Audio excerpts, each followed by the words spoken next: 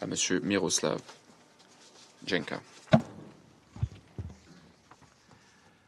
Mr. President, Monsieur le Président, Excellences, la situation dans le territoire palestinien occupé et à Israël continue de se détériorer.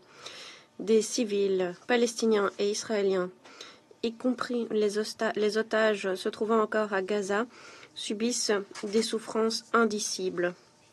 Cette dernière semaine, le Hamas et le djihad islamique palestinien a publié des images et des vidéos de 2 otages, Evaitar David et Rom Braslavski.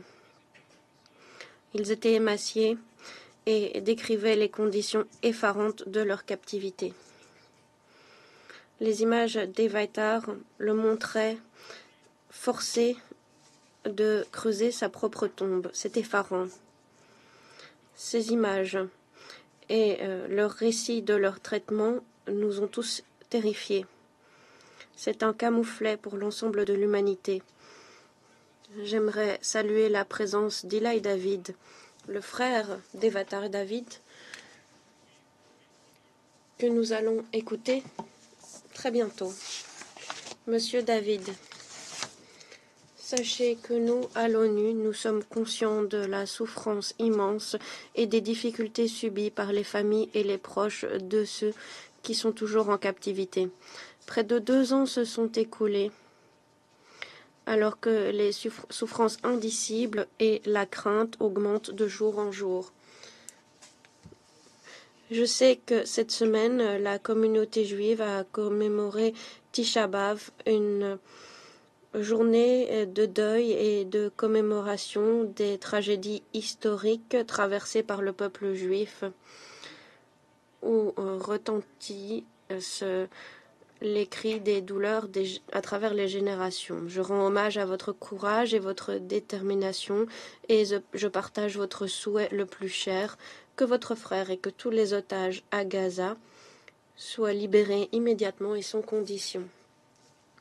Monsieur le Président, le Hamas et d'autres groupes armés palestiniens continuent de détenir 50 otages, dont 28 seraient décédés en captivité dans des conditions de détention terribles. Les otages libérés font état de privations, de mauvais traitements et d'abus. Depuis le 7 octobre 2023, le Hamas et d'autres groupes armés ont diffusé des dizaines de vidéos d'otages, ainsi que des déclarations prononcées par des otages sous pression, en situation claire de souffrance, y compris les dernières vidéos de Evaitar David et Rom Braslavski.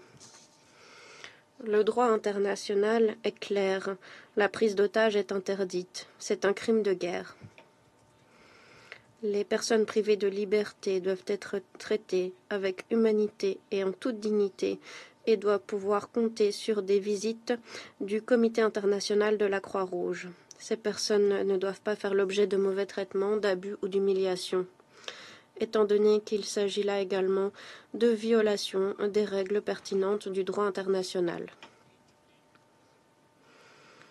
Je réitère l'appel du secrétaire général fait au Hamas et aux autres groupes armés palestiniens, appelant à la libération immédiate et sans condition de tous les otages. Ils doivent être libérés dès à présent. Monsieur le Président, la situation à Gaza est horrible, elle est innommable. Les Palestiniens sont soumis à des conditions de vie sordides et inhumaines au quotidien. Depuis le début du conflit, plus de 60 000 Palestiniens ont été tués d'après le ministère de la Santé de Gaza. Depuis la fin du mois de mai, plus de 1200 Palestiniens ont été tués et plus de 8100 ont été blessés en tentant d'accéder à de l'aide alimentaire, notamment à proximité de sites de distribution d'aide militarisés. Le nombre de morts et de blessés augmente de jour en jour, alors que les souffrances semblent ne jamais s'arrêter.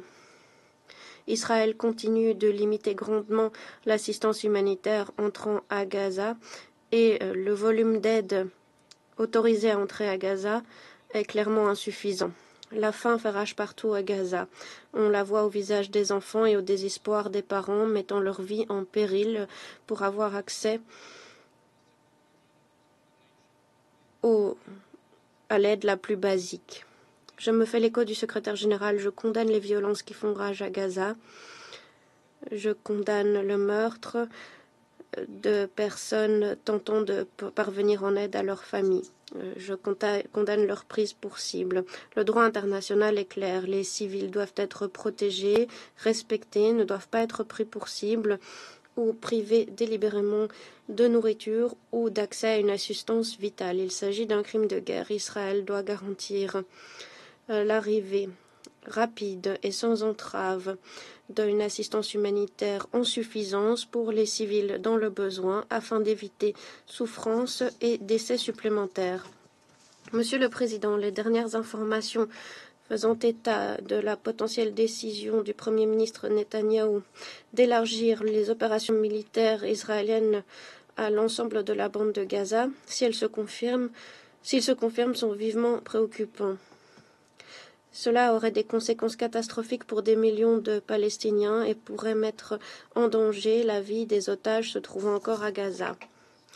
Le droit international est aussi clair à ce sujet. Gaza doit continuer à faire partie intégrante d'un futur État palestinien.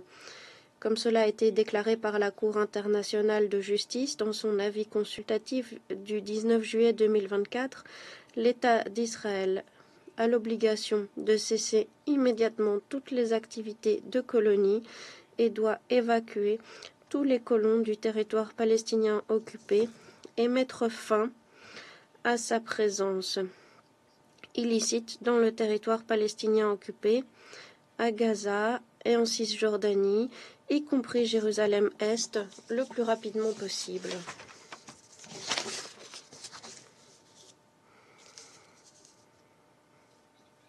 Monsieur le Président, l'Organisation des Nations Unies l'a dit clairement, il n'y a qu'une seule solution pour mettre fin aux violences et à la catastrophe humanitaire à Gaza, un cessez-le-feu complet et permanent. La libération immédiate et sans condition des otages, l'acheminement de l'assistance humanitaire vitale à Gaza en volume suffisant, sans obstruction, doit être garanti aux civils. Il ne saurait y avoir de solution militaire au conflit à Gaza ou au conflit israélo-palestinien de façon plus générale. Nous devons établir des cadres politiques et sécuritaires permettant d'alléger la catastrophe humanitaire à Gaza, permettant le relèvement précoce, la reconstruction et répondant aux préoccupations sécuritaires légitimes d'Israéliens et des Palestiniens, tout en mettant fin à l'occupation illicite d'Israël et permettant de réaliser une solution à deux États pérennes, avec un État d'Israël et un État indépendant, démocratique, contigu, viable, souverain de Palestine, dont Gaza ferait partie intégrante et vivant côte à côte dans la paix et la sécurité dans le cadre de frontières sûres et reconnues sur la base des frontières d'avant 1967, avec Jérusalem comme capitale des deux États. Merci.